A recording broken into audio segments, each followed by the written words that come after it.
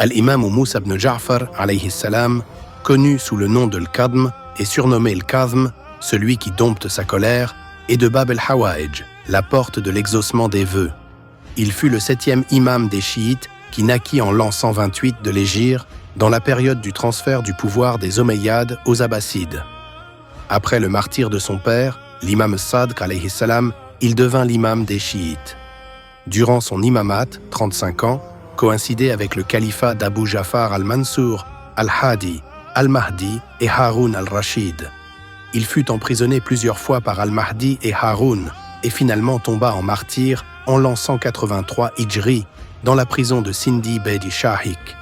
Après son martyr, son fils, Ali ibn Moussa Rida alayhi salam, lui succéda comme le prochain imam. La vie de l'imam al-Kazm alayhi salam coïncida avec le sommet du pouvoir des Abbassides. Il pratiquait la taqiyya, dissimulation, contre le gouvernement et recommandait aux chiites de la faire.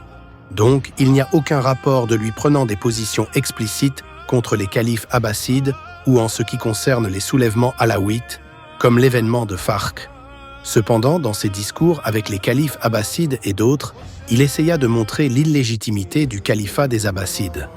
Il est rapporté dans les sources historiques et les hadiths plusieurs débats et dialogues entre l'imam Moussa al-Kazm alayhi salam et certains savants juifs et chrétiens.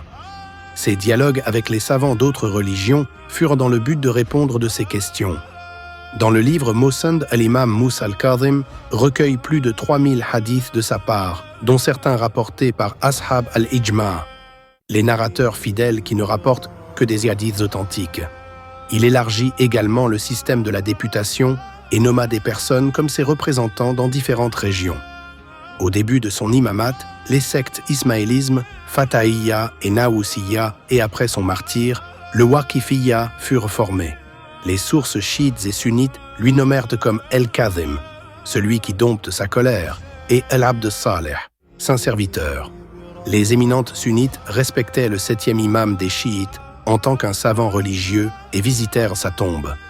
Le mausolée de l'imam al-Kazm alayhi salam et celui de son petit-fils, l'imam al-Jawad alayhi salam, se situent près de Bagdad, connu sous le nom du sanctuaire d'Al-Kazimayn. Il est visité par les musulmans, en particulier par les chiites. Allahumma salli ala Muhammadin wa ali Muhammad.